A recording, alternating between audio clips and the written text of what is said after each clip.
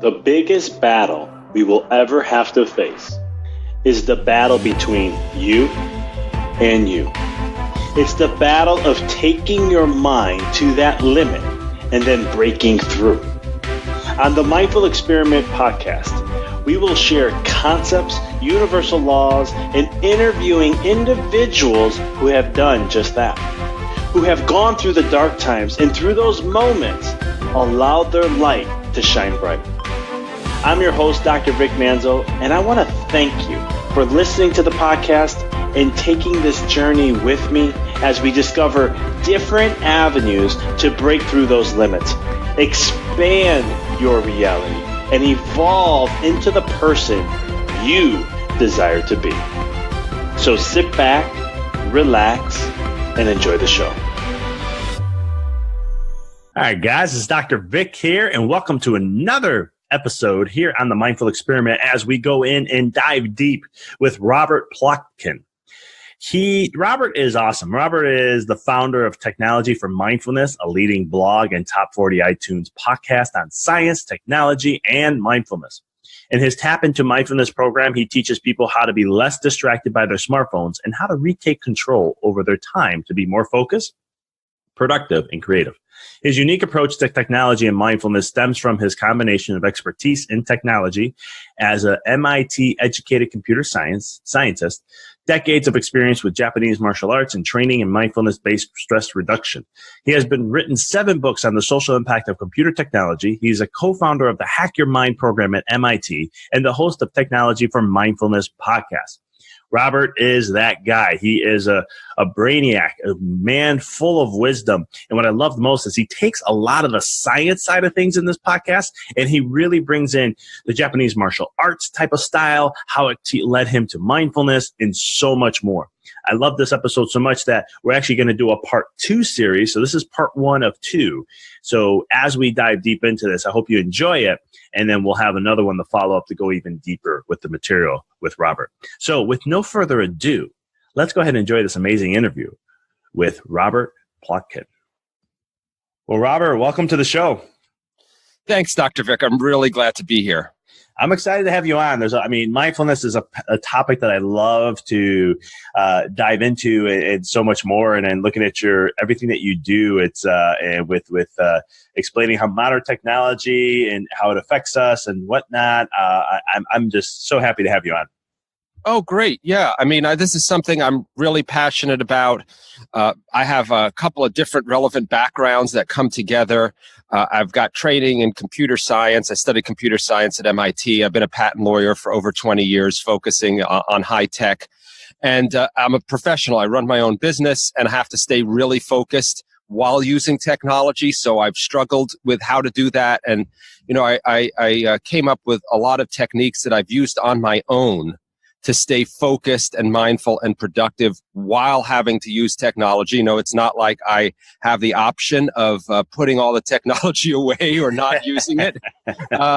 And I also have a background in martial arts. I've been studying martial arts since I was a kid, over 35 years now, and was very fortunate to always have teachers who taught it with a strong mindfulness component, not just as a sport or something that's competitive only, but there was a real spiritual, emotional, physical, mental, integrative aspect to how I've always been taught it. And, in recent years, I've found a way to bring what I've learned from that to how I use technology. And I've become really passionate about then helping other people do the same. I love that. Now, was it martial arts that got you into mindfulness, or what was your journey that led you toward mindfulness and being passionate about it? Yeah, it really was. I would say martial arts was my big entree into mindfulness. Studied since I was about 10 years old. I'm getting towards 50 now. Awesome. So it's been for a long time. And, it's interesting. I remember being aware of the term mindfulness for a long time, but never really practicing meditation or studying it. Doing yoga here and there. And I had done some guided meditation, dabbling in it for a long time. And in the martial arts world, at least where I was, the word mindfulness usually wasn't used, but there are other concepts and practices and states of mind that are mindful states of mind. In Japanese martial arts, you work on developing a state of mind. It's called zanshin. I don't know if you're familiar with it. It roughly means a state of attentive, all-encompassing awareness. You can think of it in practical terms as being very calmly, not in a tense or bracing way, awareness of all of your surroundings so that you can be ready to respond to an attack whenever it comes.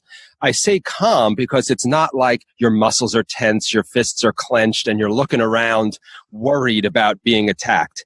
If you really achieve that state of zanshin, you'd be very calm. I could be engaged in a conversation with you and be fully focused on my conversation with you, not glancing over my shoulder to see if someone's going to attack me, but simultaneously aware of all my surroundings. One example I've heard given is that if there was a master kneeling in it's called seiza, kneeling on your knees, talking to a student, focused in attention, that if the door were to open by an inch on the other side of the room, the master would notice it.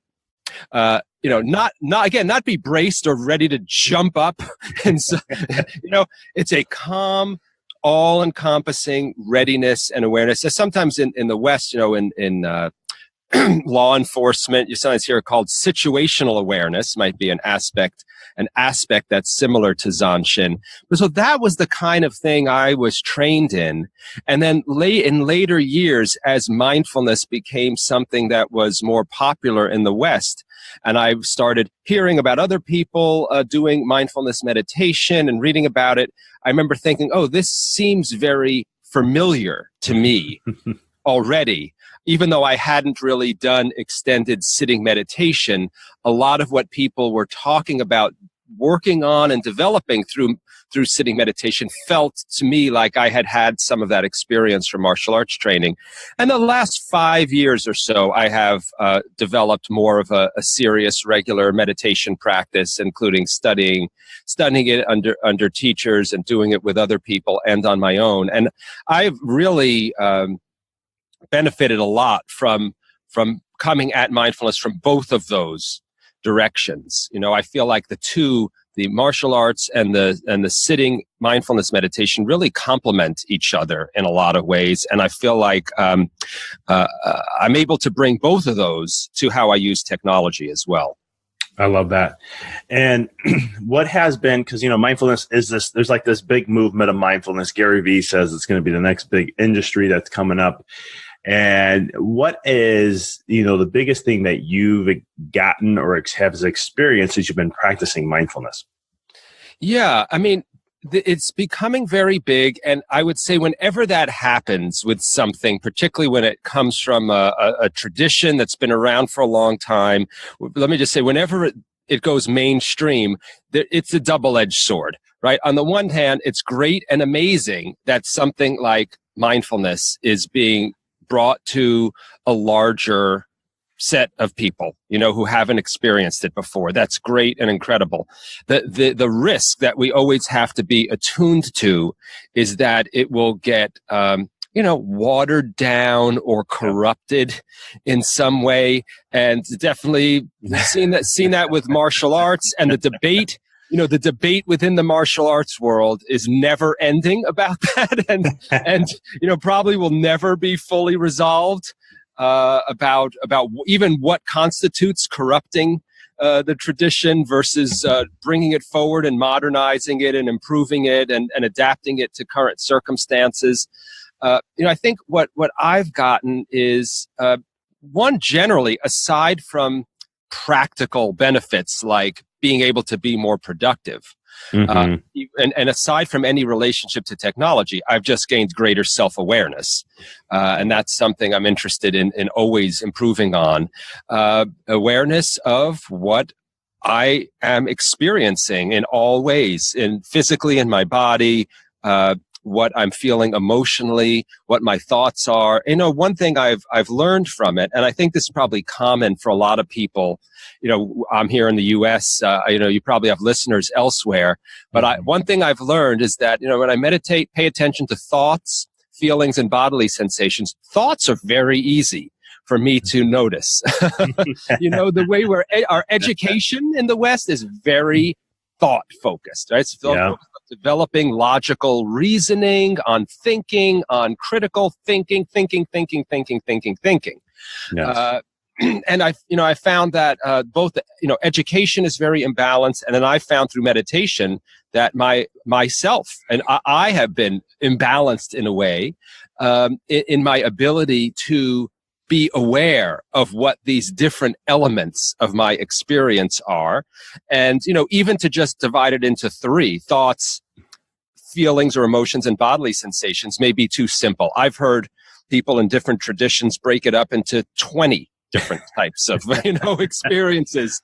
And I keep exploring more of that. So I find it's just an ongoing opportunity to gain self-knowledge. That's one. I just want to put that first because technology for mindfulness, which I founded, and in the course that we've launched, Tap Into Mindfulness, we are very focused on the practical benefits of mindfulness. But I just want to make clear that, of course, that's not all that there is. Of course.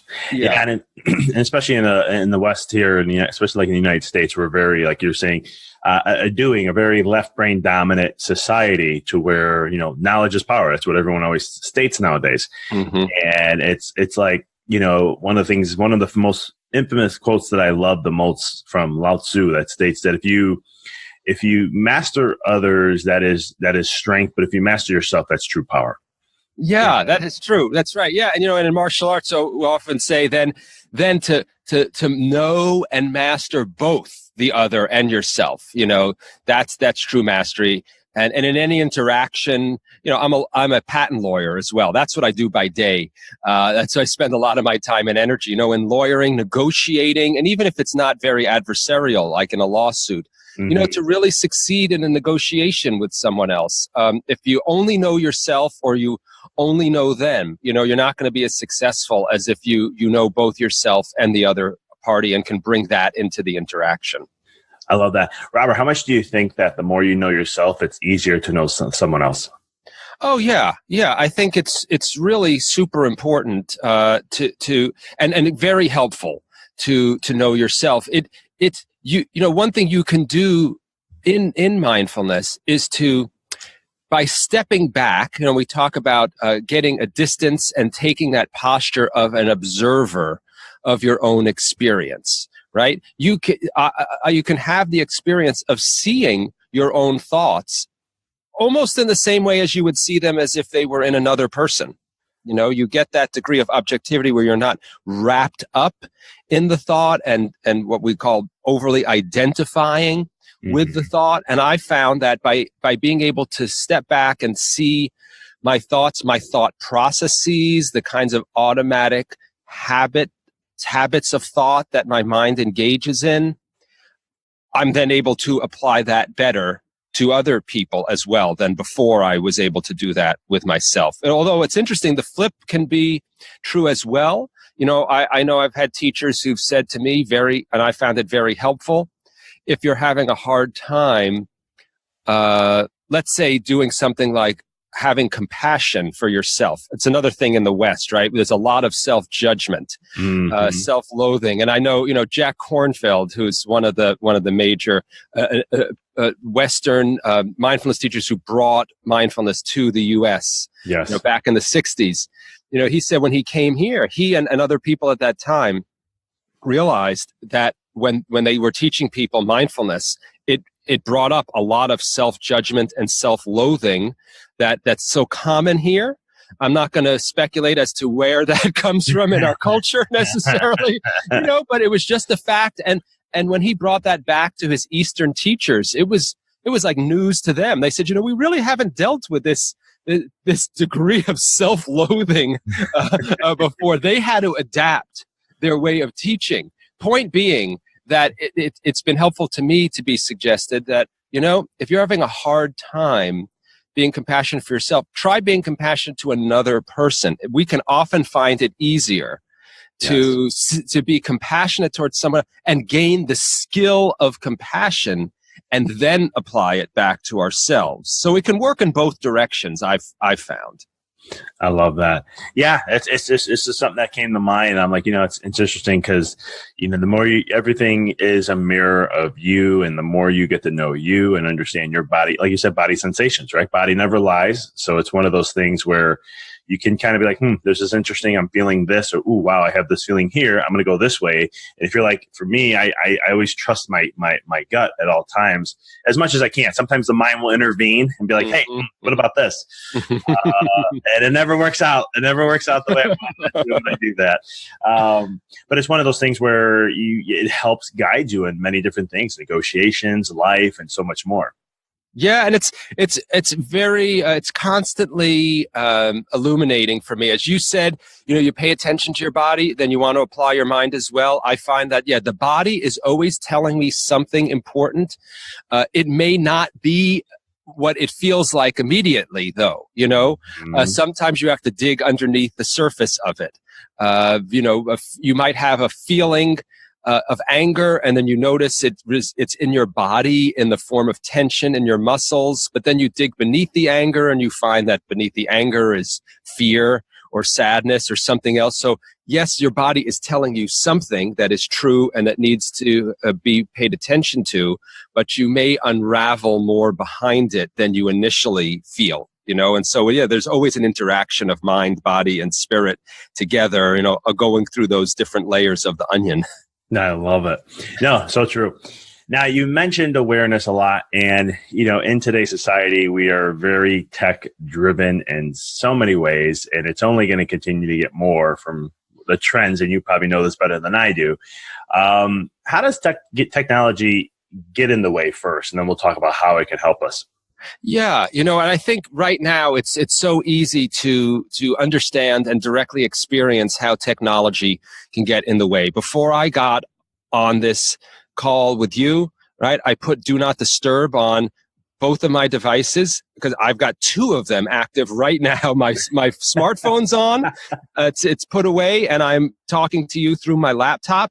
And I had to be mindful to silence all of the notifications on those devices so that they are not beeping or buzzing at me while we're speaking and distracting me from staying present with you in the conversation. I think that, to me, the constant interruptions is the biggest way in which technology can interrupt our focus and concentration.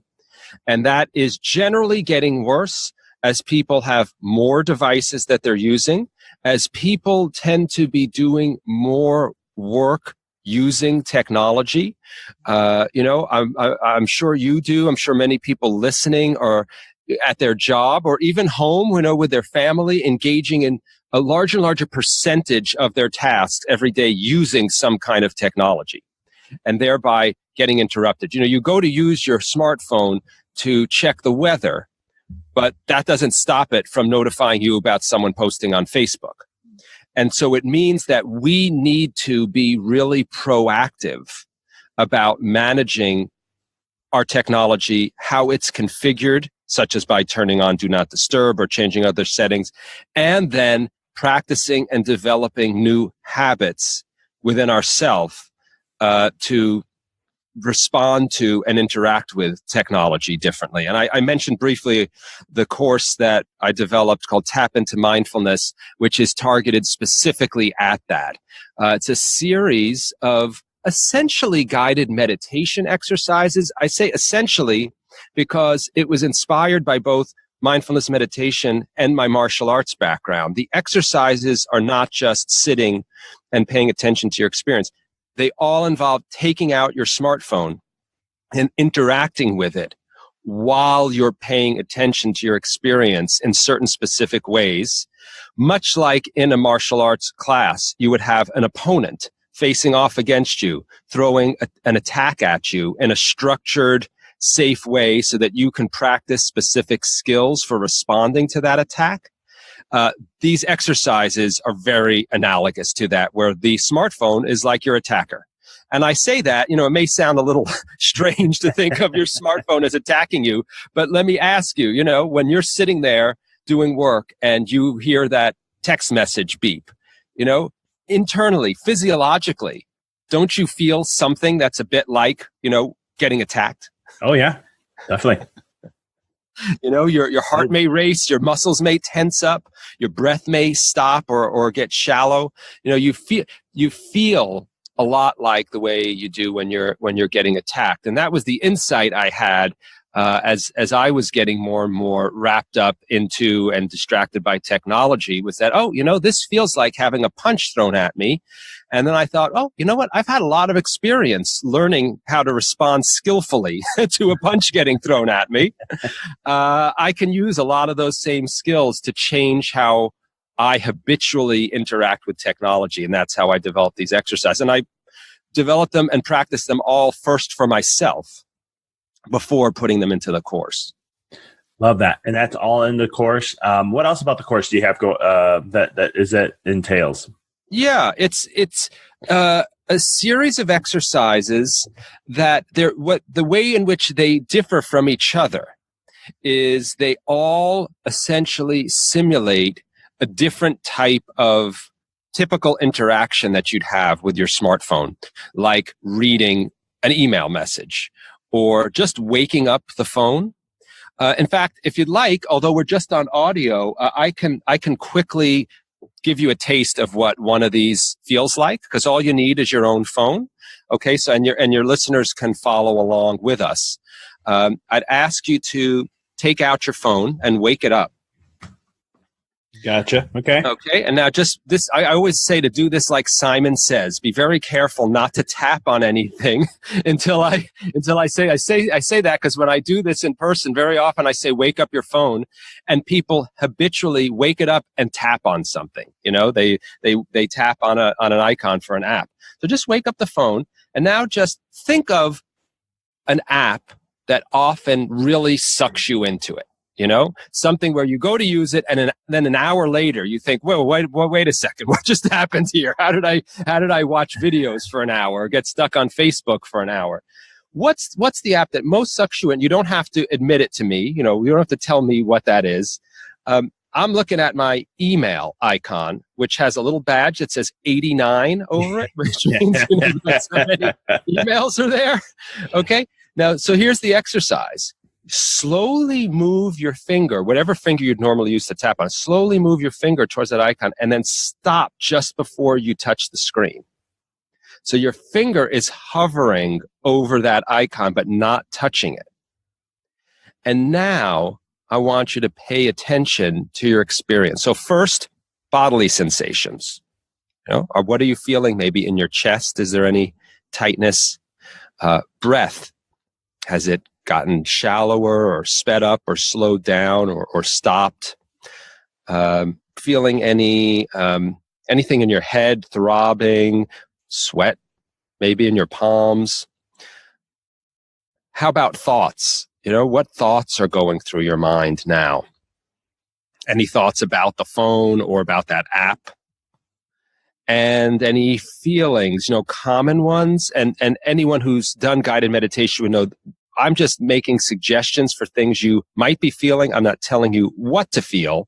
Mm-hmm. I'm asking you to see if you can notice whatever it is that you actually are feeling right now, like maybe some anticipation or irritability or maybe excitement.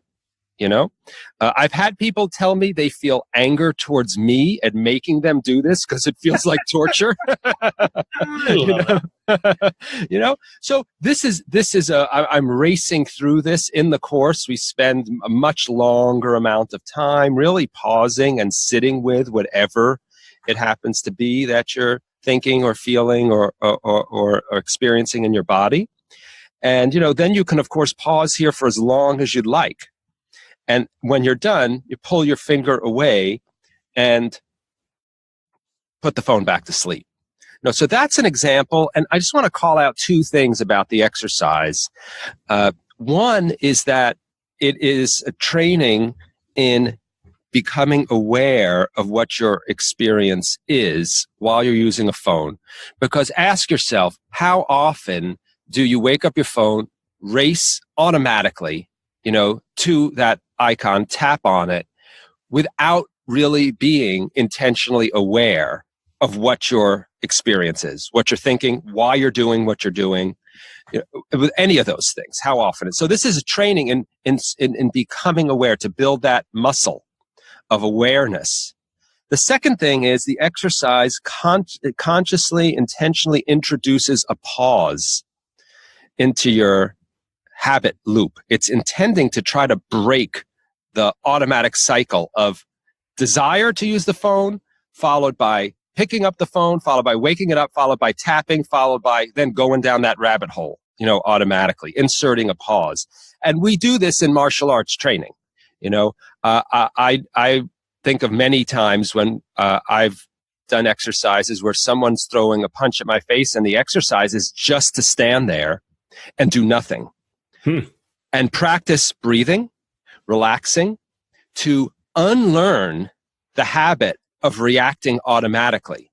It's breaking the instinctive fight or flight response. And I've heard it interestingly described as, can be for different people, fight, flight, freeze, faint, right? You might have a different reaction. And it's interesting to do an exercise like that and pay attention to what your own dominant instinctive reaction is. Many people, it is flight or freeze. I could say for me, from all the years, freeze is my dominant one, that I've had to try to unlearn a lot. Punch comes out, muscles tense up, freeze, maybe even turn away or flinch. There definitely are people who have an automatic fight response.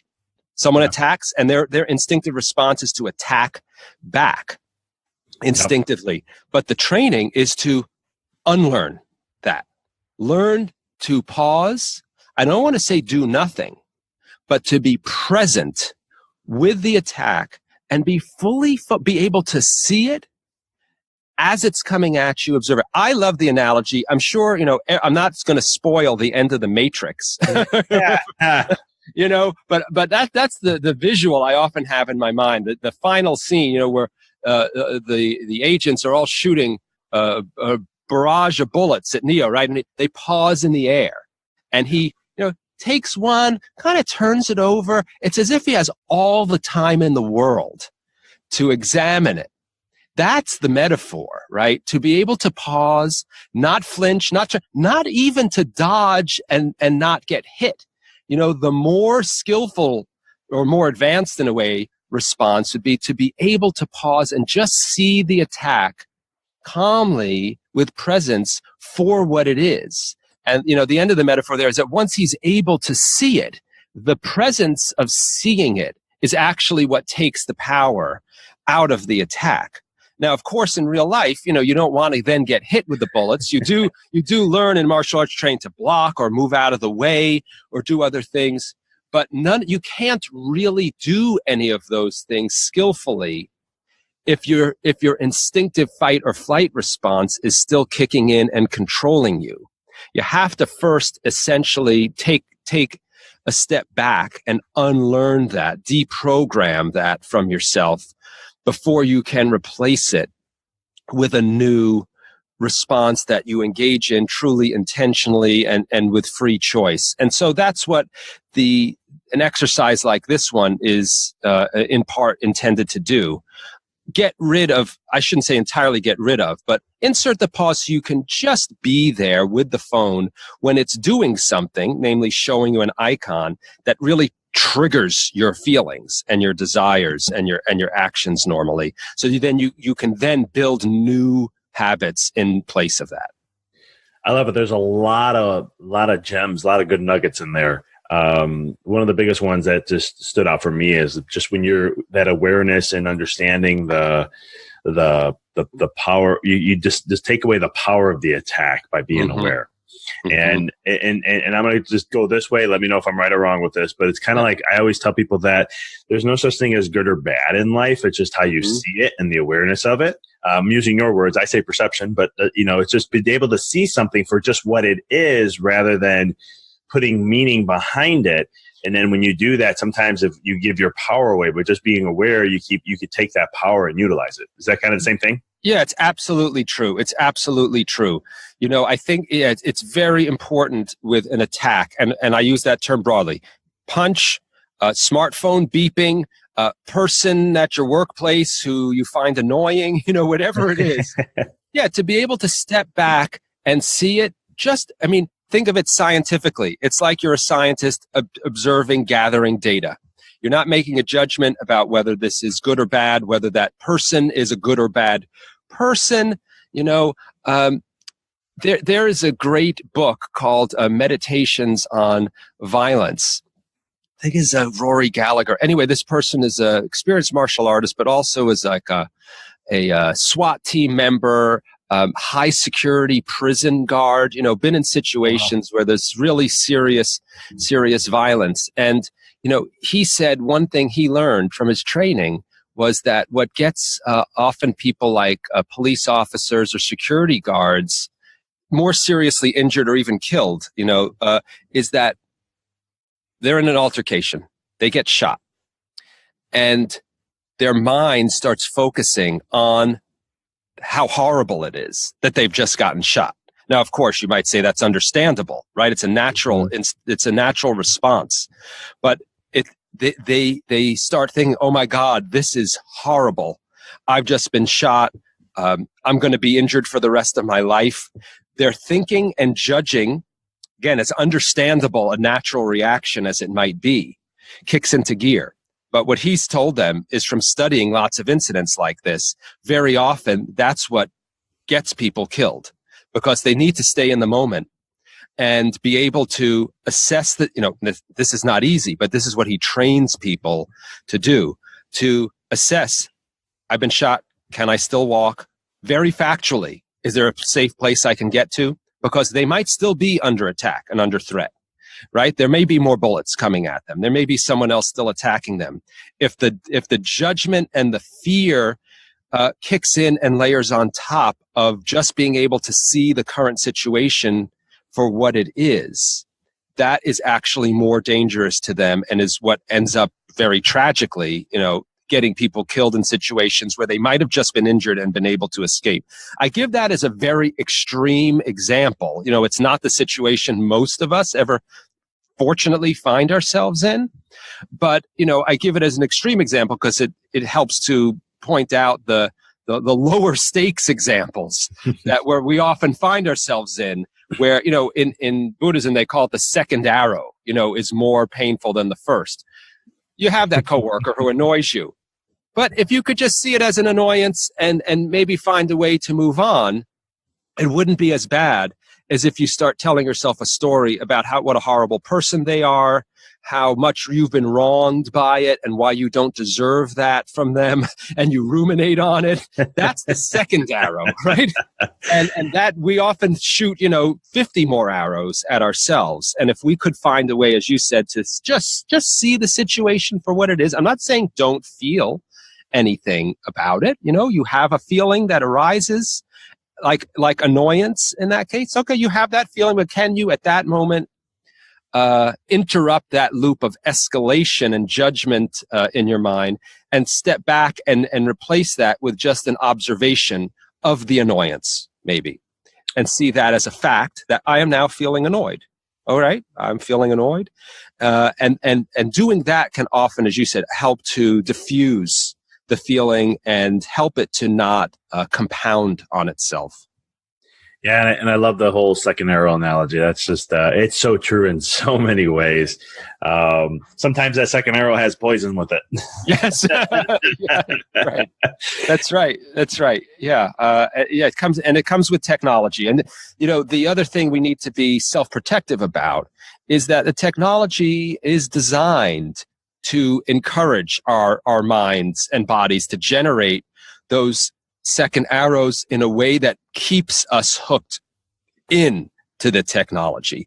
And what can be pernicious about it and hard to notice is, I mentioned the second arrow being judgment and annoyance and irritation. Sometimes it can be a positive one. You go on and you watch a funny cat video and it feels good, and it's the good feeling. It's the reward that pulls you back in and keeps you coming back more and more and more, and turns what might have been, a nice, pleasant diversion for a short amount of time into something that's equivalent, to binging on too much sugar, where when it's done, you step back and feel, well, that didn't really feel very good after all, to overdo it by responding to the positive feedback that was generated within yourself. That can be, in a way, just as dangerous as letting the negative overtake you.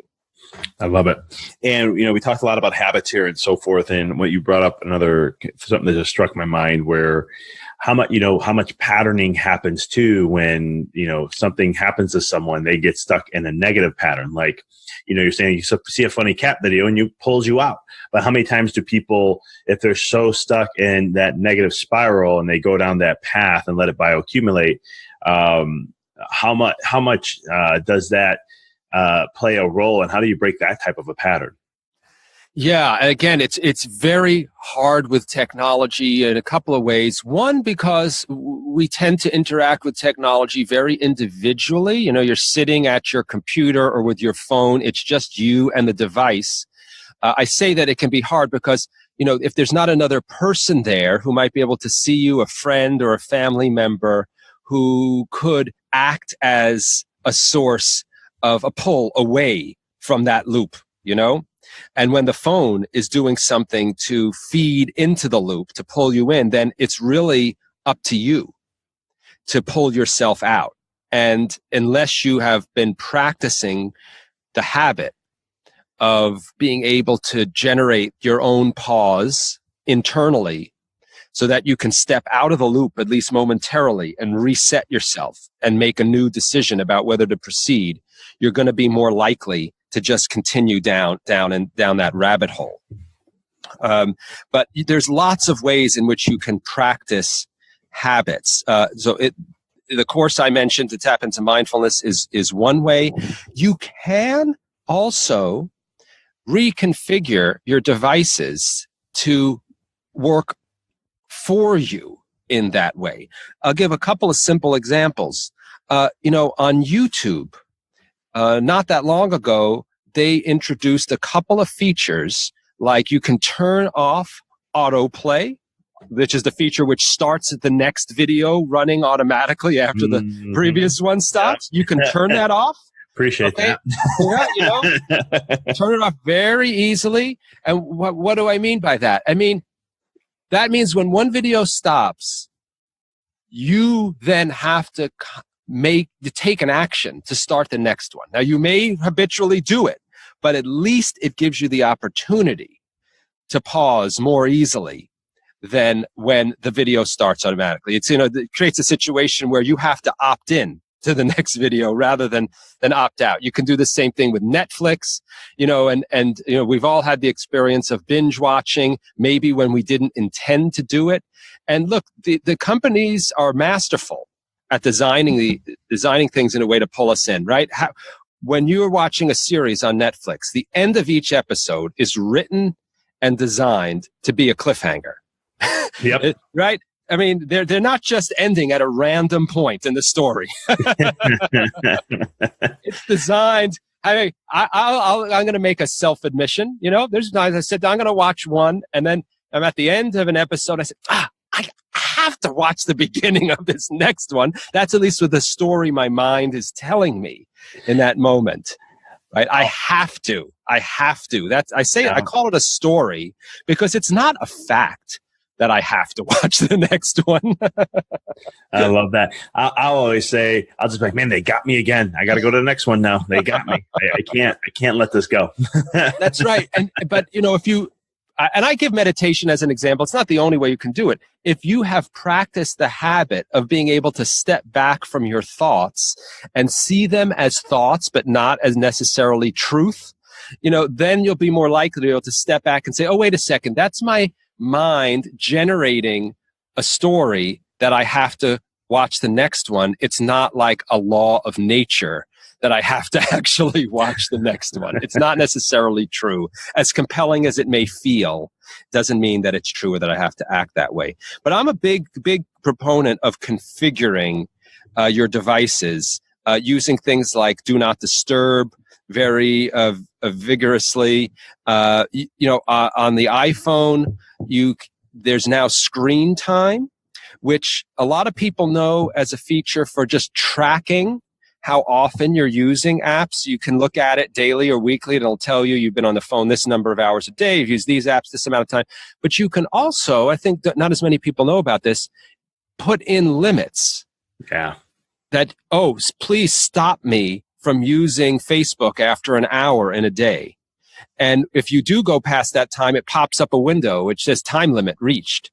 Now, again, is that an absolute barrier? No, you could override it, but at least it inserts the pause. It helps you in a way to then be able to step back so that you can decide whether you want to move forward or not. So true. Yeah, and I appreciate that part of it because it puts a nice awareness to how much are you actually spending time on your phone. And, it's interesting, a big part of this is finding what works best for you.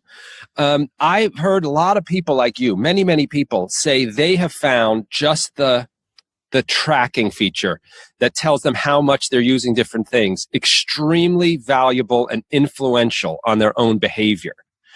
Personally, that doesn't work so well for me. Just having that information is not so influential. I find the setting limits of time, but there's just an interesting fact. Different people find different things useful. What works for me may not work for you, vice versa. So I always encourage people to experiment, try things out, see what works, and it's also a way of learning to trust yourself in learning what works for you. If that's another part of our culture, is that we are a very celebrity and expert focused culture. We like to turn to people to tell us what to do, Yes.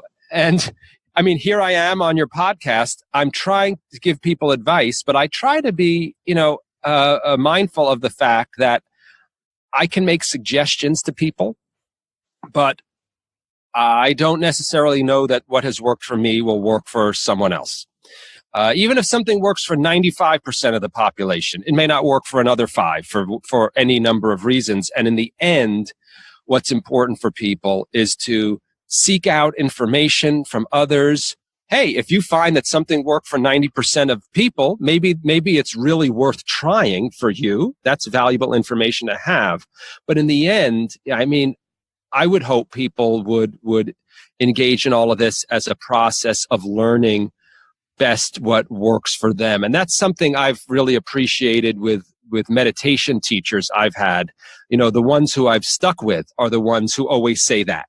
and giving guided meditation, pay attention to your breath, pay attention to, but in the end, they always remind me that it's up to me in the end to explore myself and find what works best for me. I mean, I actually remember I took the MBSR, Mindfulness Based Stress Reduction course. It's very famous. John Kabat-Zinn found it. I remember when I took that, I really appreciated the teacher I had who said right from the beginning, we're going to be doing a lot of sitting meditation.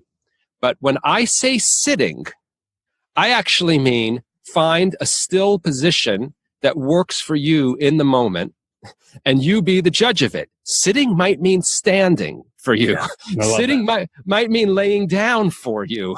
And I found that extremely valuable. And she encouraged us to use the very beginning moments of the meditation to find the position that worked for us in that moment as itself a kind of mindfulness exercise. Pay attention to what posture feels, how would she put it, most supportive to you in spending the next 10, 20, 30 minutes being mindful. And that's, practice in learning to pay attention to yourself and trust your own wisdom about what's best for you.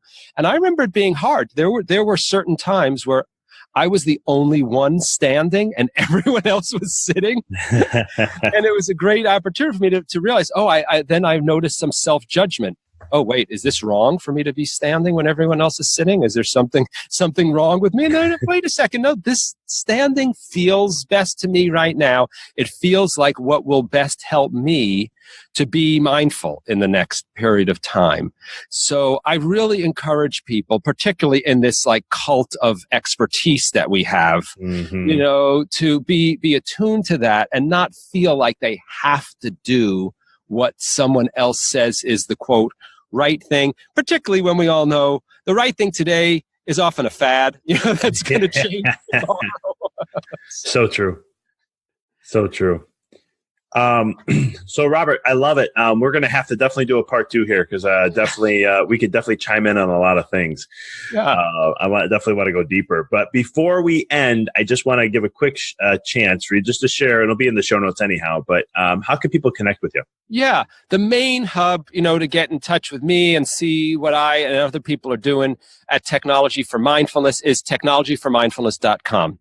So we have a blog there. We're actually just revamped the blog, be starting to post new stuff today, very regularly on the blog. We tend to be very practical on the blog, giving tips of the kinds that I gave today about how to use technology, how to configure it, how to interact with it mindfully. And there's a podcast very much like yours here where I interview people. And what I really enjoy about the podcast and what I think people who listen to it appreciate is we have people from all different walks of life. There's traditional mindfulness meditation teachers, there's neuroscientists, there's anthropologists, there's parents who are dealing with how to raise their kids, in the digital age. I'm a big believer in gaining knowledge and wisdom from wherever it may be found. And in particular, because these issues of technology and distraction and anxiety, parenting, relationships, they touch on all these different aspects of our lives. I'm a believer in finding truth, wherever we can. And then the last thing is you can find out about the course Tap Into Mindfulness either at tapintomindfulness.com or you go right to technologyformindfulness.com again and go click on course and you can find it there. Awesome. Well, I appreciate you, Robert, for sharing some wonderful wisdom here. And then I'm looking forward to a part 2. Thanks so much, Dr. Vic. It was a blast. I'd love to come back. Awesome. Thank you for listening to the podcast. For past shows, please visit www.empoweryourreality.com. I hope this show inspired you and added to your life to help you on the journey to rediscover who you really are. To connect with us on Facebook, please visit www.facebook.com/Dr. Vic Manzo. Check us out on Twitter. The handle is Dr. Vic21. Follow us on Instagram, www.instagram.com/Dr. Vic Manzo. If you were inspired by the podcast, pay it forward by sharing it with someone who you know can benefit from it. Thank you again for listening to the Mindful Experiment podcast, sharing paths to help you rediscover your infinite potential.